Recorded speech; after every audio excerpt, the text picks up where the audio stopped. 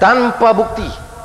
Saya yang mengambil pendekatan untuk berdialog dengan semua orang, difitnah di kampung-kampung seolah-olah saya alat Amerika. Kerana dulu Al Gore bila datang ke Malaysia sebut istilah reformasi, itulah dijajahnya. Padahal soal penaklukan Amerika di Iraq itu zalim dan kejam, kita tidak tolak ansur.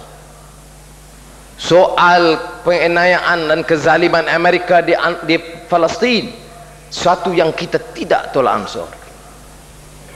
Kalau mana-mana rakyat Malaysia, sama ada keluarga saya atau keluarga Tuan Guru Ning Aziz, betul-betul bersalah melakukan jenayah, hadap ke mahkamah dan hukum ikut saluran dan peraturan undang-undang. Jangan dizalimi, kerana kalau tidak diikuti saluran undang-undang, kita ikut siapa? Kita ikut orang berkuasa. Yang ini disebut hukum rimba, the law of the jungle, undang-undang hutan, undang-undang rimba. Siapa kuat, dia kontrol.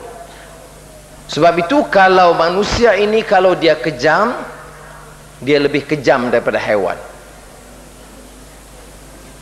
Kalau dia baik, tahap dia lebih tinggi daripada para malaikat. Laqad khalaqnal insana fi ahsani taqwim thumma radnahu asfala safilin. Ini kalau ada kuasa bukan main sombong.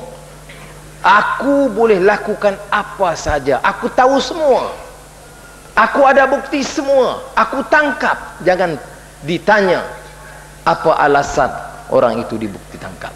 Sebab itu saya katakan, kita di Malaysia ini perlu perubahan. Malaysia perlu perubahan. Orang Kelantan dari sudut ini lebih pintar dari banyak orang rakyat di negeri lain. Cuma kadang-kadang dia sedikit kelabu. Mudah-mudahan kita dapat jelaskan lagi. Sebab kita ini manusia dan Allah angkat darjat anak Adam. Walaqad karramna bani Adam.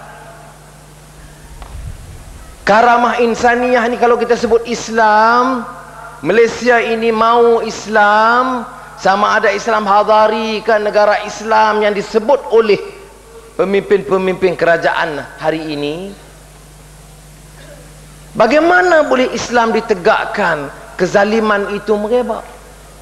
Bagaimana kita sebut Islam itu berkembang dan hadari bila rasuah itu berleluasa? Tanpa kecuali orang bicara, orang yang berniaga di negara kita, kalau tahu cakap dengan orang Kuala Lumpur yang berniaga, tanpa kecuali orang bicara soal rasuah. Perdana Menteri pun bicara nak perang rasuah. Saya kata kalau betul dia perang rasuah, saya sokong tentang perang rasuah. Tapi bagaimana lagi kita perang, lagi banyak rasuah. Dan saya sendiri di antara sebab mengapa timbul pertentangan dengan pemimpin pada masa itu, pada ketika itu, di antara isunya ialah isu rasuah. Saya katakan rasuah telah merebak, kita pindah akta rasuah. Sudah pindah akta rasuah, mesti ambil tindakan. Bukan saya siasat, bukan saya dakwa. Yang siasat itu Badan Pencegahan Rasuah, yang dakwa itu Jabatan Peguam Negara. Tetapi bila siasat dan nak dakwa, fail tutup, nota hilang. Tapi fail anak muda yang curi jin ini ditangkap, ada file dia. File yang menyentuh pemimpin-pemimpin besar ini, jin bawa hilang.